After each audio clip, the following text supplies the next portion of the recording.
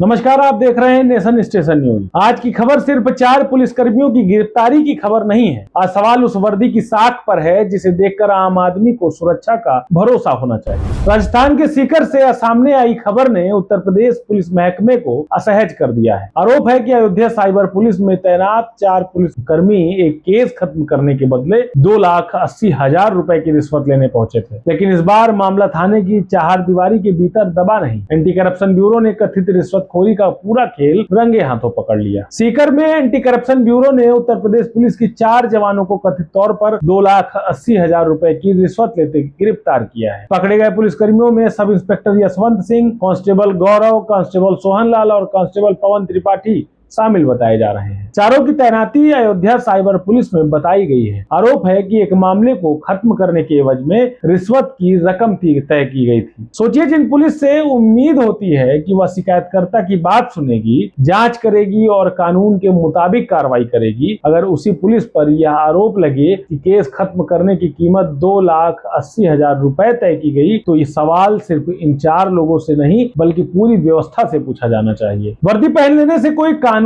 से ऊपर नहीं हो जाता और पुलिस की कुर्सी किसी को यह अधिकार नहीं देती कि वह किसी मुकदमे को अपनी निजी संपत्ति समझकर उसका सौदा करने लगे। अगर आरोप जांच में सही साबित होते हैं तो यह सिर्फ रिश्वतखोरी नहीं होगी, यह उस भरोसे के साथ धोखा होगा जिसके दम पर पुलिस व्यवस्था चलती है। क्योंकि आम आदमी जब पुलिस के पास जाता है तो उसके हाथ में अक्सर सिर्फ एक उम्मीद होती है कि कानून उसके साथ खड़ा होगा। लेकिन अगर कानून लागू कराने वाले ही कानून की कीमत लगाने लगे तो यह बेहद गंभीर स्थिति है। और इस पूरे मामले का एक और चौंकाने वाला पहलू भी सामने आया है। बताया जा रहा है कि एंटी करप्शन ब्यूरो की कार्रवाई के दौरान आरोपियों ने मौके से भागने की भी कोशिश की। इतना ही नहीं, आरोप है कि एसीबी की गाड़ी को टक्कर मारकर भागने का प्रयास किया गया। यानी मामला कथित रिश्वत लेने से आगे बढ़कर कार्रवाई से बचने की कोशिश तक पहुंच गया। लेकिन एंटी करप्शन ब्यूरो की टीम ने पीछा कर चारों को पकड़ लिया। अब सवाल यह है कि आखिर ऐसी क्या घबराहट थी कि कथित रिश्वत की रकम के साथ पकड़े जाने के बाद भागने की कोशिश करनी पड़ी। इसका जवाब जांच में सामने आएगा।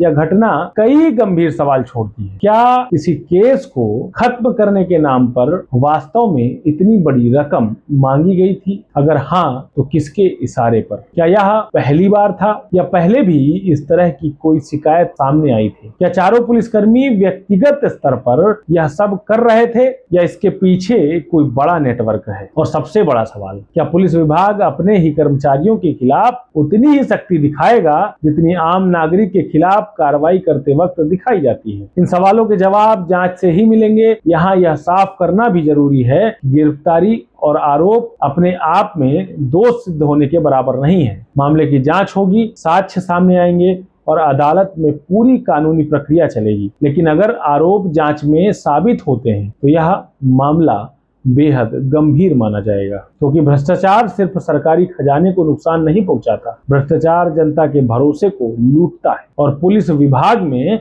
भ्रष्टाचार का असर तो और भी गहरा होता है, क्योंकि यहाँ सवाल सिर्फ पैसे का नहीं होता, सवाल होता है न्याय, सुरक्षा और कानून के भरोसे का। सीकर की इस कार्रवाई ने एक बार फिर यह सवाल सामने ला दिया है कि वर्दी कानून की ताकत है या कुछ लोगों के लिए सौदेबाजी का जरिया। अगर 4 पुलिसकर्मी किसी केस को खत्म करने के नाम पर कथित तौर पर लाखों रुपए रिश्वत लेने पहुंचते हैं और एंटी करप्शन ब्यूरो के हत्थे चढ़ जाते हैं, तो यह सिर्फ 4 लोगों की कहानी नहीं है, यह एक चेतावनी है उन सभी के लिए जो समझते हैं कि वर्दी पहन लेने के बाद कानून उनकी जेब में है। कानून की नजर में कोई वर्दी बड़ी नहीं, कोई पद बड़ा नहीं है और कोई कुर्सी इतनी ताकतवर नहीं है कि उस पर भ्रष्टाचार का आरोप लगने के बाद जांच से बचा जा सके। अब देखना होगा कि राजस्थान एसीबी की जांच में क्या सामने आता है और उत्तर प्रदेश पुलिस इन चारों जवानों के खिलाफ आगे क्या कार्रवाई करती है। क्योंकि वर्दी की इज्जत तभी बचती है जब वर्दी के पीछे खड़ा इंसान कानून से ऊपर नहीं, कानून के सामने खड़ा हो। मैं हूं आपके साथ गौरव राजेंद्र और आप देख रहे थे नेशन स्टेशन न्यूज। चैनल को ज्यादा से ज्यादा शेयर करें, सब्सक्राइब करें,